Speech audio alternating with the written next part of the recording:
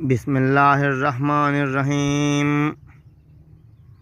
نن زمونږ د بیان موضوع ده یوې ښځې له طلاق ورکول الله تعالی ته ډېر ناخوښ او شیطان ته خوښ دي. په حلالو او روا څیزونو کې الله تعالی ته ډېر ناخوښ څیز طلاق دی.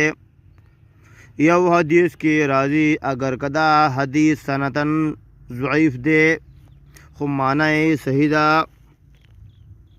قال رسول الله صلی الله علیه وسلم ما احل الله شیئا ابغض الیه من الطلاق.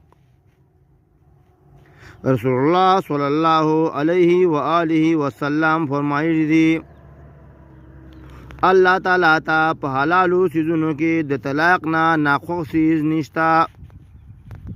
دا حدیث ابو داود راغسته دی او د مسلم په یو روایت کې دی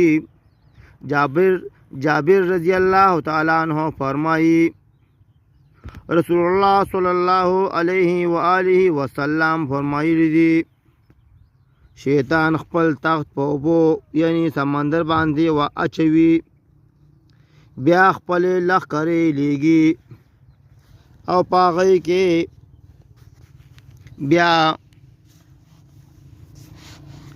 هغې کې هغه ته ډېر نږدې هغه یو وي چې کوم ډېر لویه فتنه کې خلک اچوي. د هغې نه یو راشي ما فلانې کار کړی دی هغه ته وایي تا هېڅ نه دي کړي.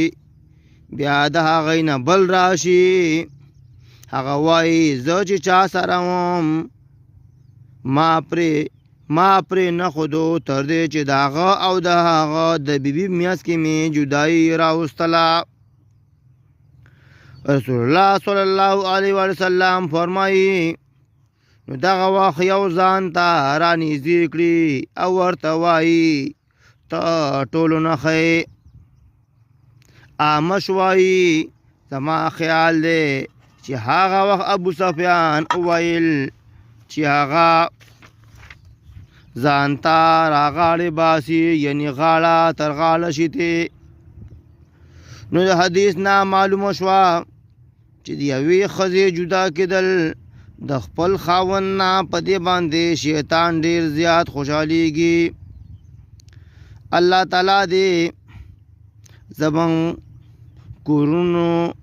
کورونه د هر قسم فتنو نه وساتي.